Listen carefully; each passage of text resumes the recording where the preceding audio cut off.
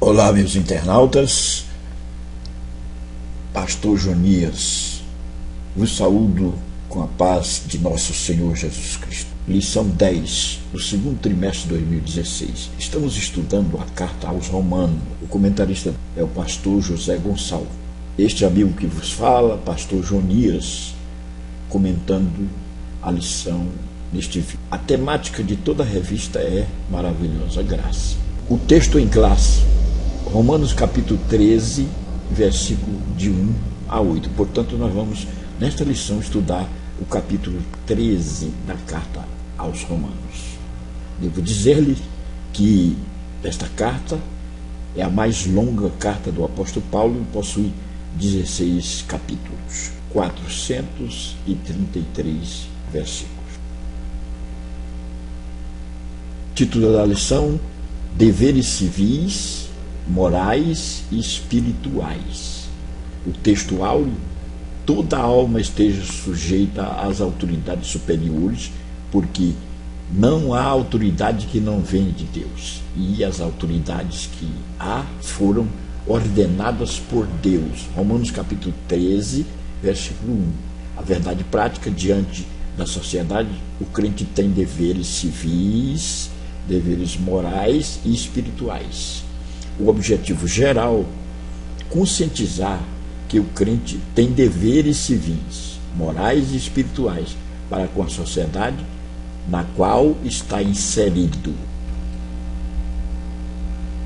Portanto, deveres civis, morais e espirituais.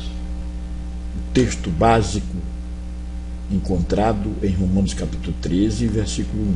A verdade prática: diante da sociedade, o crente tem deveres civis, morais e espirituais.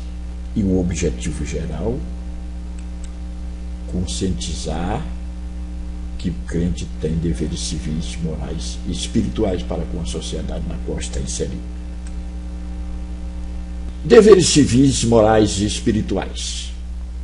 Nesta lição, que se debruça sobre o capítulo 13 da carta aos Romanos do apóstolo Paulo, fica explicitado que o crente, essa nova criatura em Cristo Jesus, justificada por Deus, possui deveres civis, morais e espirituais. Os deveres civis, morais, como qualquer outra pessoa, além dos deveres espirituais. Na lição de hoje estudaremos o capítulo 13 da carta aos Romanos. Paulo trata neste capítulo a respeito da relação dos crentes com as autoridades. Viver pela fé na justiça de Deus implica obedecer às leis, às autoridades governamentais, pagar impostos e seguir as regras e normas estabelecidas, demonstrando então que somos uma nova criatura.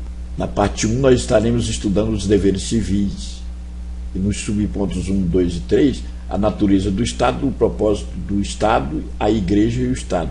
Na parte 2, deveres morais, nos subpontos 1, 2 e 3, a dívida que todos devem ter, a segunda tábua da lei, o segundo grande mandamento. E na parte 3, deveres espirituais. E aí temos dois subpontos: consciência escatológica e consciência da salvação e do Espírito Santo. Deveres civis, deveres morais, a dívida que todos devem ter, a segunda tábua da lei, o segundo grande mandamento, deveres espirituais. Vamos nos reportar até a nossa lição no nosso blog. Deveres civis: a natureza do Estado, o propósito do Estado, a Igreja e o Estado. O apóstolo Paulo parte do princípio de que toda autoridade é constituída por Deus. Não há potestade que não venha de Deus, e as potestades que há foram ordenadas por Deus. Isso está registrado em Romanos capítulo 13, versículo 1.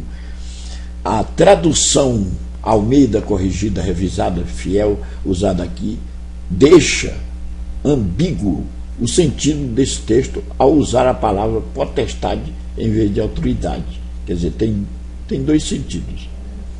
o termo potestade dá uma conotação de que a referência seja a seres espirituais. Todavia, o termo exousia, autoridade, que ocorre 102 vezes em o Novo Testamento grego, 4 vezes neste capítulo, possui sentido nesse contexto de governantes civis. A referência, portanto, diz respeito às autoridades civis, quer locais, quer nacionais. O princípio da autoridade constituída ou delegada vem de Deus, e por isso o crente tem o dever de se submeter a ela. Esse princípio é fartamente documentado no Antigo Testamento, onde é mostrado que nenhum governante exerce autoridade fora do domínio de Deus. E aí nós temos uma farta referência em Provérbios capítulo 8, versículo 15, 16, Daniel capítulo 2, 21, Isaías 45, de 1 a 7. O segundo subponto, o propósito do Estado. A natureza espiritual de um governo civil está no princípio da autoridade ele delegada. O propósito da sujeição do crente à autoridade constituída, segundo Paulo, é especificado em Romanos capítulo 13, versículo 3 e 4. A razão dada é a promoção do bem e a punição do mal por parte da autoridade. Em outras palavras, a manutenção da ordem. Sem obediência à autoridade, corre-se o risco de se cair numa anarquia. É por isso que o apóstolo diz que o governo é ministro de Deus para a promoção do bem comum, bem como para frear o mal. A palavra ministro, no grego, é diáconos, vocábulo que mostra o princípio divino por trás do governo humano. São ministros de serviço de Deus, mesmo que sejam governantes pagãos, como, por exemplo, os imperadores Ciro e Nabucodonosor, em Isaías 45, versículo 1 e Daniel 4, 17. No subponto 3, a igreja e o Estado. Paulo mostra que a sujeição por parte dos cristãos às autoridades devem-se, primeiramente, por razões de obediência. Neste caso, o crente deve submeter-se ao poder coercitivo da lei, pagando impostos e tributos. É interessante notar que Paulo fala de 2 tipos de tributos neste capítulo: foros e telos. O primeiro termo é uma referência aos impostos diretos, enquanto a segunda aos indiretos. Paulo aconselhou os crentes a cumprirem seus deveres pagando seus impostos. E nós temos este registro em Mateus capítulo 22, versículo 21. Mas havia uma razão a mais para a submissão à autoridade, a consciência do crente. O crente não deveria se sujeitar à autoridade simplesmente por medo da lei, mas por uma questão de consciência diante de Deus.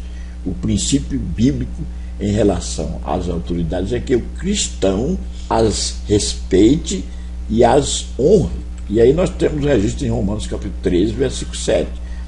A desobediência civil só se justifica no caso de conflito entre a lei humana e a divina. Atos 5 e 29.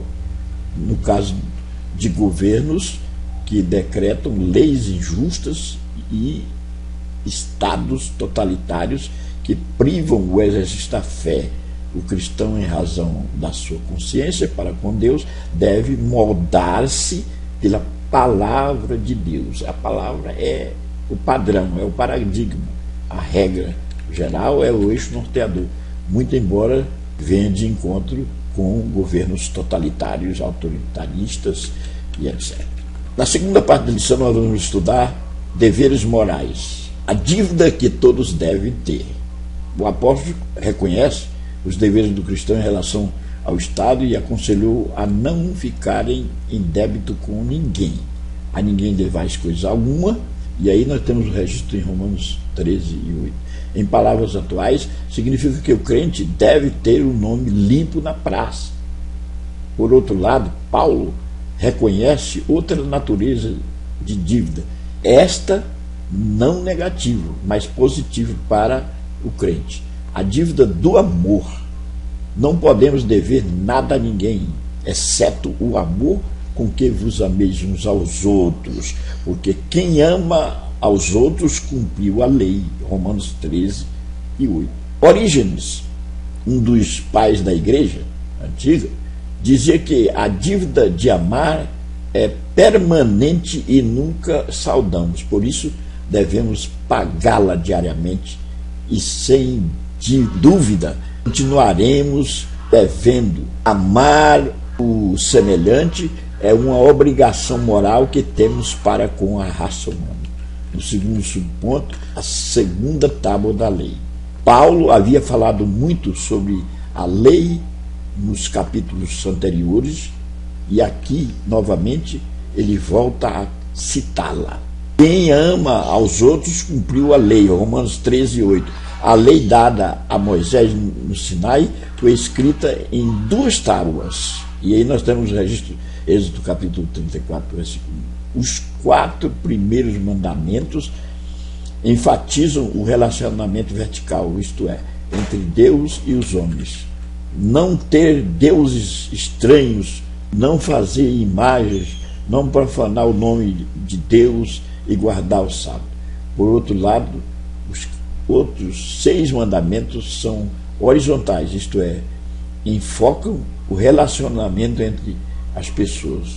Honrar os pais, não matar, não adulterar, não furtar, não dar falso testemunho e não cobiçar. O interesse do apóstolo pelas relações interpessoais fica claro quando ele cita em Romanos capítulo 13 esses mandamentos.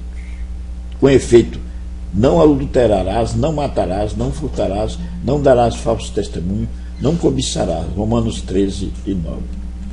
No subponto 3, o segundo grande mandamento, Paulo reforça o seu argumento sobre a lei do amor, citando Levítico capítulo 19, versículo 18. Ele conclui dizendo que o cumprimento da lei é o amor. Romanos 13 e 10. O mandamento do amor sintetiza todos os outros preceitos que promovem as relações. Romanos capítulo 13 e 9. Na terceira parte da nossa lição, nós temos deveres espirituais e consciência escatológica. No versículo 11 do capítulo 13, encabeçando a lista dos deveres de natureza espiritual, Paulo apresenta um de natureza escatológica. Isto digo, conhecendo o tempo que é já hora de despertarmos do sono. Romanos capítulo 13 e 11. A palavra tempo aqui traduz o tempo grego, kairos, que significa tempo oportuno. Para o apóstolo, a vinda de Jesus Cristo era uma realidade sempre presente na vida do crente. No subponto 2, consciência da salvação e do Espírito Santo. Nos 2 últimos versículos de Romanos 13, observamos que há a necessidade de uma consciência que seja soteriológica e pneumatológica, ou seja, da salvação e do Espírito Santo. Romanos capítulo 13, versículo 11. A referência direta ao Salvador está na palavra salvação, e a referência indireta ao Espírito Santo está na frase: e não tenhais cuidado da carne em suas concupiscências. Romanos 13, 14. É o Espírito quem produz o fruto na vida do crente, de forma que este possa vencer as concupiscências da carne. Cabe ao cristão andar no Espírito para não satisfazer os desejos da carne. Meus internautas, nesta lição vimos a responsabilidade que o crente deve assumir, tanto no convívio social como no espiritual. Como ser social, temos deveres para com o Estado. Devemos respeitar a ordem estabelecida. Todavia, como ser moral e espiritual, temos deveres para com o outro. Não somos apenas cidadãos do céu, Filipenses capítulo 13 e 20. Somos também cidadãos da terra. Devemos investir nos relacionamentos horizontais, mantendo sempre em mente que o salvo em Cristo não é uma ilha. Precisamos uns dos outros, não estamos isolados, não estamos debaixo de uma opressão, mas temos regras para segui-las. Precisamos observar as leis do nosso país, a nossa Constituição, e temos o dever para com aqueles que estão ao nosso lado, e é o amor horizontal, o amor entre irmãos. Vamos refletir sobre a lição. A respeito da carta aos Romanos, respondo: quem constitui as autoridades? Deus. As autoridades são ministros a serviço de Deus, mesmo que sejam governantes pagãos, como, por exemplo, o imperador Ciro. Qual a razão do crente ao se submeter às autoridades?